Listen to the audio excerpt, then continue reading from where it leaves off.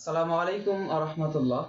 Student care academic coaching centre এর পক্ষ থেকে সকলকে জানাই শুভেচ্ছা এবং অভিনন্দন।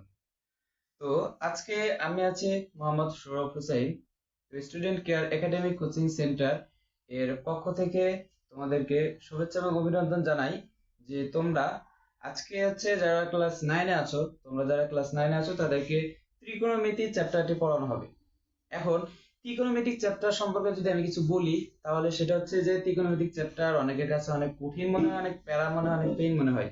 কারণ ত্রিকোণমিতিক চ্যাপ্টারে এখানে অনেক অ্যালজেব্রা, ম্যাথমেটিক্যালি টার্ম আছে, অনেক সূত্র আছে, অনেক বোঝার বিষয় আছে। যারা এখনো ত্রিকোণমিতি করো নাই তারা বুঝবা না, বাট যারা একবার হলেও করছো তারা জানো যে ত্রিকোণমিতিক চ্যাপ্টারটা অনেক কঠিন। তো যাই হোক, আমরা ইজিলি এই চ্যাপ্টারগুলো আমরা করার চেষ্টা করব। এখন এই ত্রিকোণমিতি সম্পর্কে জানতে হলে আমাদেরকে যে বিষয়টা জানতে হবে, পিথাগোরাসের উপপাদ্য জানতে হবে এবং প্রত্যেকটা কোণের সাথে কোন কোন অনুপাতের সম্পর্ক আছে সেগুলো জানতে হবে। কোণের মান কত, কিভাবে বের করতে হয় সেগুলো জানতে হবে। এখন চলো কথা না বাড়িয়ে আমরা শুরু করি একদম বেসিক সহকারে।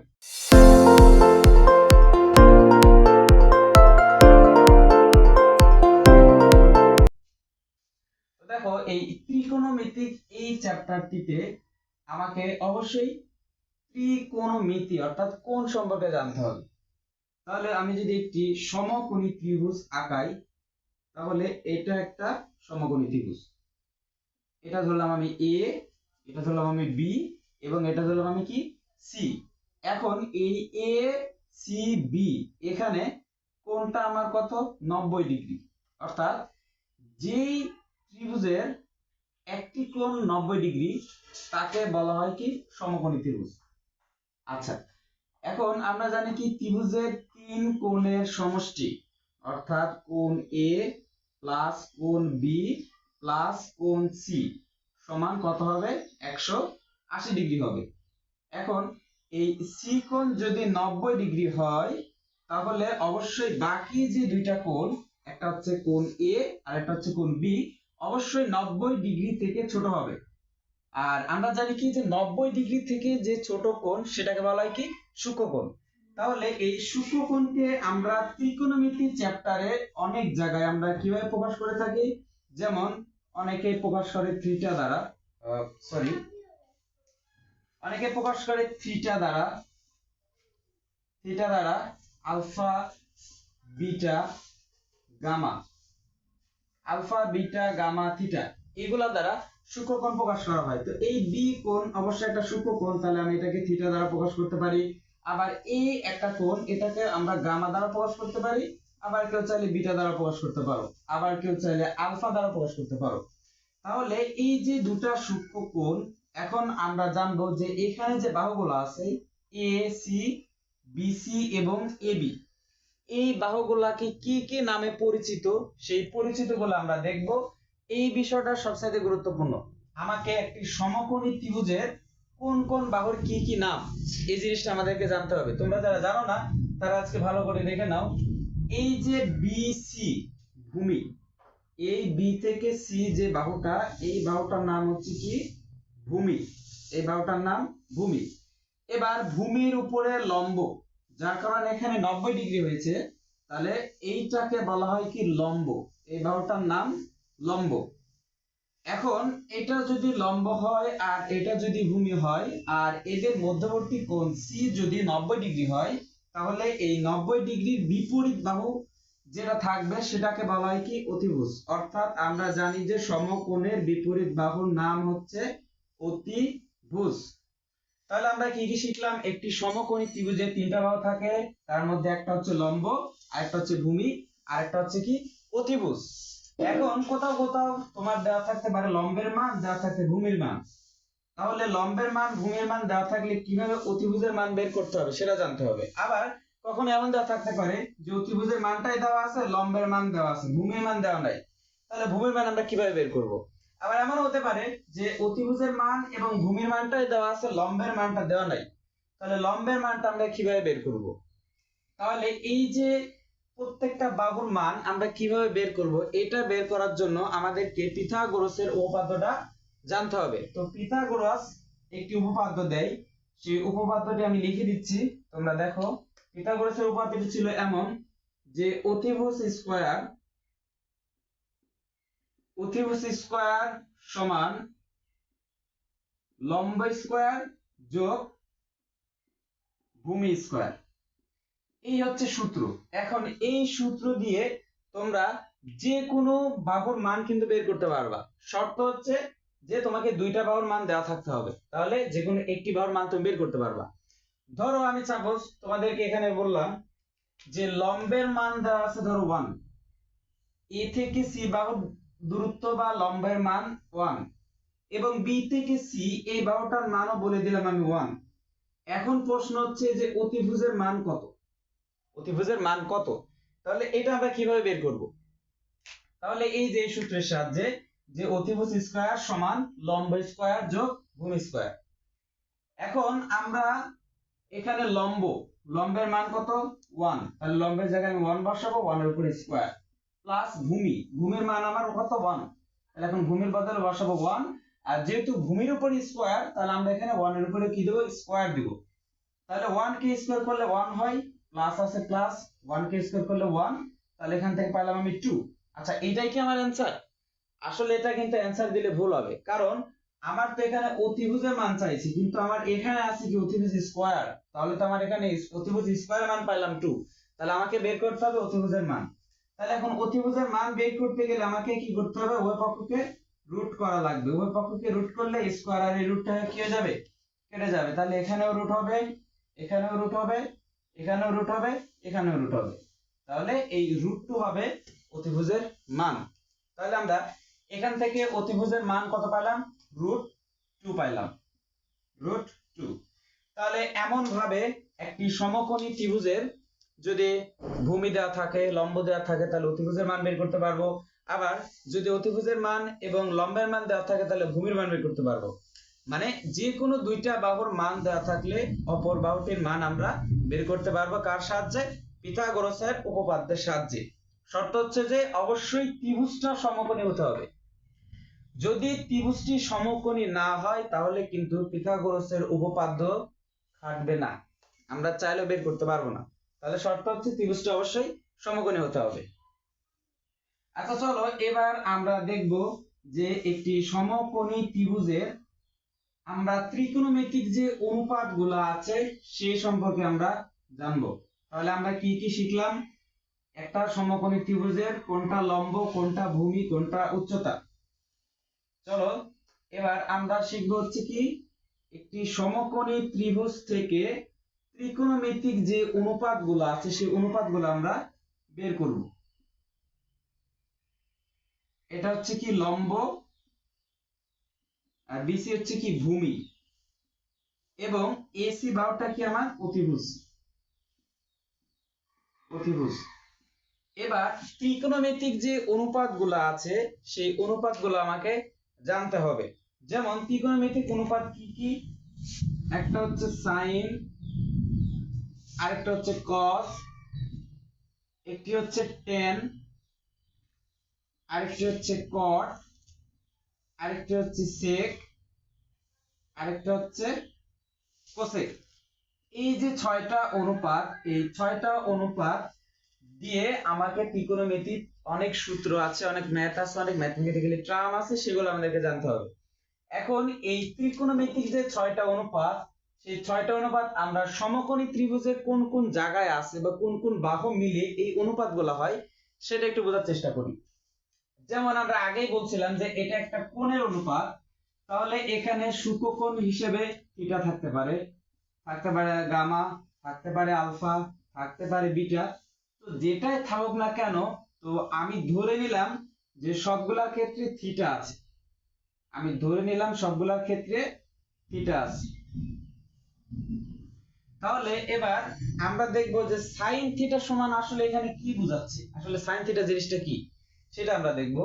তো সাইন থিটা সমান আমরা লিখতে পারি এখানে সাইন থিটা। এখন এখানে থিটাটা কি? থিটাটা হচ্ছে কি কোণ। এখন কোন কোণ? যদি আমি এই সি কোণকে থিটা ধরি, তাহলে এই সি কোণের সাপেক্ষে এই সবগুলা 6টা ত্রিকোণমিতিক অনুপাতের মান, অর্থাৎ বাহুগুলোর সম্পর্ক আমরা এখানে লিখতে পারবো। তাহলে এখানে থিটা যেহেতু সূক্ষ্ম কোণ, তাহলে সাইন থিটা দ্বারা এখানে কি বোঝাচ্ছে? এই সি কোণের জন্য যদি থিটা হয় তাহলে সাইন মানে হচ্ছে লম্ব বাই অতিভুজ, অর্থাৎ আমার এই লম্ব বাহুটা এবং অতিভুজ বাহুটার সম্পর্ক হবে। এখানে ভূমিটা বাদ যাবে সাইনের ক্ষেত্রে, এই জিনিসটা একটু মনে রাখতে হবে। তাহলে সাইন থিটার সমান আমরা লিখতে পারি লম্ব ভাগ অতিভুজ, লম্ব ভাগ অতিভুজ। আচ্ছা, এবার সাইনের পরে হচ্ছে কস, সাইনের পরে হচ্ছে কি কস, তাহলে কস থিটা। এখন কজের মধ্যে এখানে কার কার সম্পর্ক সেটা একটু দেখি। কজের মধ্যে সম্পর্ক হচ্ছে কি ভূমি আর অতিভুজের। সাইনের ক্ষেত্রে লম্ব আর অতিভুজ, আর কজের ক্ষেত্রে ভূমি আর অতিভুজ। তাহলে কস সমান আমরা লিখতে পারি যে ভূমি ভাগ অতিভুজ, ভূমি ভাগ অতিভুজ। আচ্ছা, এবার আরেকটি অনুপাত আছে, সেটা হচ্ছে আমাদের কি tan, সেটা আমি একটু এখানে লিখতেছি সাইডে। tan, tan থিটার সমান এখানে সম্পর্ক হবে কি লম্ব এবং ভূমির, এখানে অতিভুজটা বাদ যাবে। তাহলে tan থিটা যে ত্রিকোণমিতিক অনুপাত সেটা হবে লম্ব ভাগ ভূমি। তাহলে আমরা লিখতে পারি কি লম্ব ভাগ ভূমি। দেখো, আমরা যদি এই তিনটার মান বের করতে পারি, একটি জিনিস খেয়াল করো তোমরা, আমরা এখানে অনুপাত ছিল 6টা, কিন্তু আমরা বের করছি কি 3টা। যেমন কি সাইন থিটা সমান লম্ব ভাগ অতিভুজ, এই বাহুটা এবং এই বাহুটা। সাইন থিটা বললে লম্ব ভাগ অতিভুজ, কস থিটা বললে ভূমি ভাগ অতিভুজ, আর ট্যান থিটা বললে লম্ব বাই ভূমি। এই তিনটার মান যদি কোনোভাবে আমরা মুখস্থ করে ফেলতে পারি বা আমাদের মাথায় যদি গেঁথে যায়, তাহলে বাকি তিনটা যেমন কি কট, সেক এবং কোসেক, এই বাকি তিনটার মানগুলো কিন্তু আমরা এই তিনটা থেকে বের করে ফেলতে পারবো। বাকি তিনটা আমি সাজেস্ট করব তোমাদের মুখস্থ করার দরকার নাই, তোমরা শুধুমাত্র এই তিনটা মুখস্থ করবা, তাহলে বাকি তিনটার মান বের করা যাবে। যেমন দেখো কট, কট থিটার সমান আমরা কি লিখতে পারি? এখানে একটি বিষয় জানার, সেটা হচ্ছে যে ট্যান কোণের যে বিপরীত সেটা হচ্ছে কি কট, ট্যানের বিপরীত কট থিটা, ট্যানের বিপরীত কট থিটা। তাহলে কট থিটা হচ্ছে কার বিপরীত? ট্যানের বিপরীত, তাহলে 1 tan থিটা এটা লিখতে পারি আমরা। এখন 1 ভাগ, এখন tan থিটা মানে কি লম্ব বাই ভূমি, তাহলে এখন আমরা এখানে লিখতে পারি লম্ব ভাগ ভূমি। তাহলে এবার এখান থেকে কি দাঁড়ায় 1, এটা ভাগ আছে, ভাগ উল্টে গেলে কি হয়? গুণন হয়। তাহলে যেহেতু এটাকে গুণন লিখছি আমি, তাহলে উপরেরটা নিচে যাবে আর নিচেরটা উপরে আসবে, তাহলে এখানে ভূমিটা উপরে যাবে আর নিচে আসবে কি লম্ব, নিচে আসবে কি লম্ব। তাহলে 1 দিয়ে লম্ব, ভূমি বাই লম্বকে গুণন করলে তো ভূমি বাই লম্বই থাকবে। তাহলে এবার একটা জিনিস খেয়াল করে দেখো, tan এর বিপরীতে যেহেতু cot আছে আর tan সমান যেহেতু লম্ব বাই ভূমি, তাহলে cot থিটা সমান হবে ভূমি ভাগ লম্ব, অর্থাৎ উল্টাটা, অর্থাৎ উল্টাটা। আচ্ছা, এর sec সমান হবে অতিভুজ ভাগ ভূমি, অর্থাৎ cos এর উল্টাটা। cos সমান ছিল ভূমি বাই অতিভুজ, এখন sec হবে অতিভুজ বাই ভূমি। তাহলে আমরা লিখতে পারি এটা অতিভুজ, অতিভুজ ভাগ ভূমি। এখন একইভাবে cosec theta, cosec theta, cosec theta সমান, এখন কোসেক কার বিপরীত? সাইনের বিপরীত। সবার প্রথমে যেটা দিছিলাম সাইন, সাইন সমান ছিল লম্ব বাই অতিভুজ, তাহলে যেহেতু কোসেকটা সাইনের বিপরীত, তাহলে লম্ব বাই অতিভুজের বদলে হবে এখন অতিভুজ বাই লম্ব। তাহলে এটা হবে অতিভুজ, অতিভুজ ভাগ লম্ব। তো শিক্ষার্থীরা, এই যে 6টা কোণ অর্থাৎ সাইন, কস, ট্যান, কট, সেক, কোসেক, এই 6টা ত্রিকোণমিতিক অনুপাত কোনটার সাথে কোনটার সম্পর্ক, এই বিষয়গুলো যদি না জানো তাহলে কখনোই ম্যাথ করতে পারবে না। এই বিষয় হচ্ছে বেসিক পড়া, একদমই বেসিক পড়া, অনেক কাছে কঠিন মনে হতে পারে। তো যদি না বুঝে থাকো তাহলে ক্লাসটা আবার রিপিট করবা, ক্লাসটা আবার রিপিট করবা, তাহলে দেখবা কি অনেক ইজি হয়ে গেছে। তো চলো, এরপরে আরো কিছু বেসিক বিষয় আছে যেগুলা আমাদের জানা দরকার। তো আস্তে আস্তে আমরা শিখতে থাকি।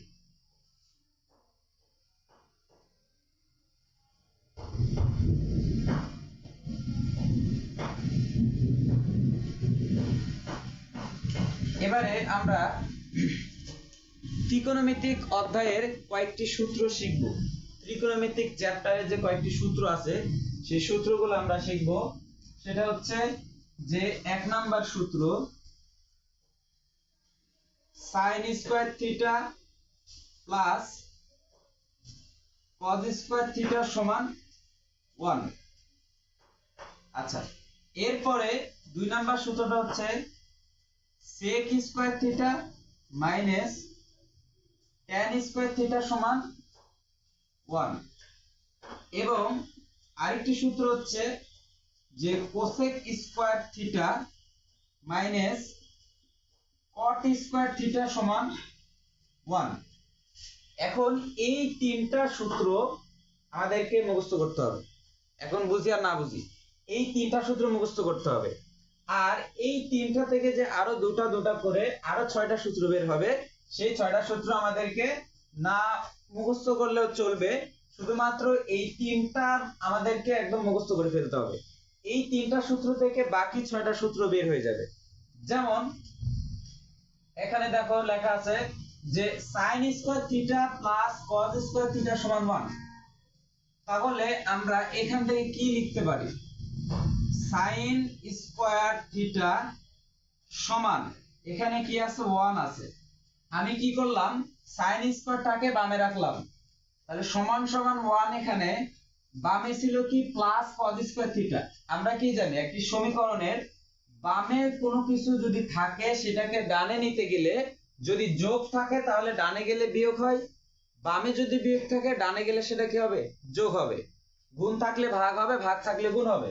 তাহলে যেহেতু বামে ছিল প্লাস, এখন আমি এটাকে ডানে নিয়ে আসতেছি, তাহলে এটা হবে কি মাইনাস cos স্কয়ার থিটা। দেখো এটা একটা সূত্র।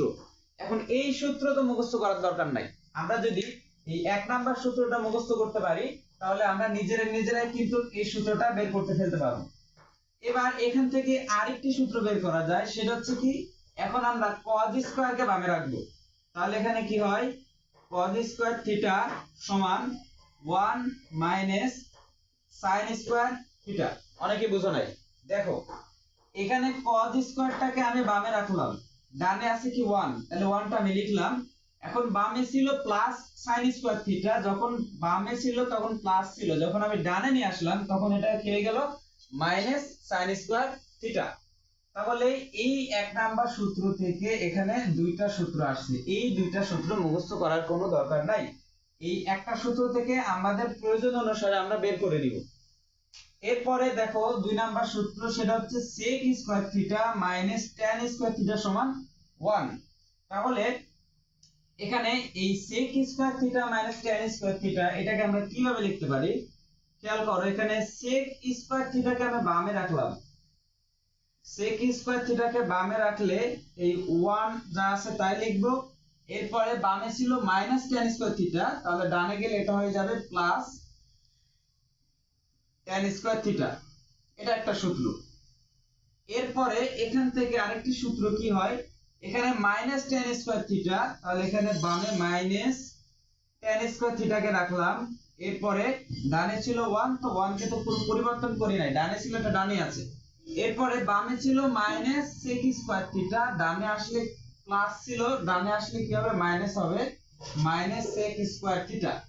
এবার আচ্ছা দেখো তো এখানে সামনে কি চলে আসছে, মাইনাস চলে আসছে না, তাহলে মাইনাসটা এখানে রাখা যাবে না, তাহলে উভয় পক্ষকে আমরা কি করব মাইনাস দ্বারা গুণন করব। তাহলে মাইনাস দ্বারা গুণন করলে এটা কি হয়ে যাবে প্লাস হয়ে যাবে, প্লাস কি হবে tan স্কয়ার থিটা সমান, মাইনাস দ্বারা গুণন করতেছি তাহলে এটা কি হয়ে যাবে -1 প্লাস sec স্কয়ার থিটা। তাহলে এটাকে যদি আমি একবারে লিখি তাহলে এটা হবে sec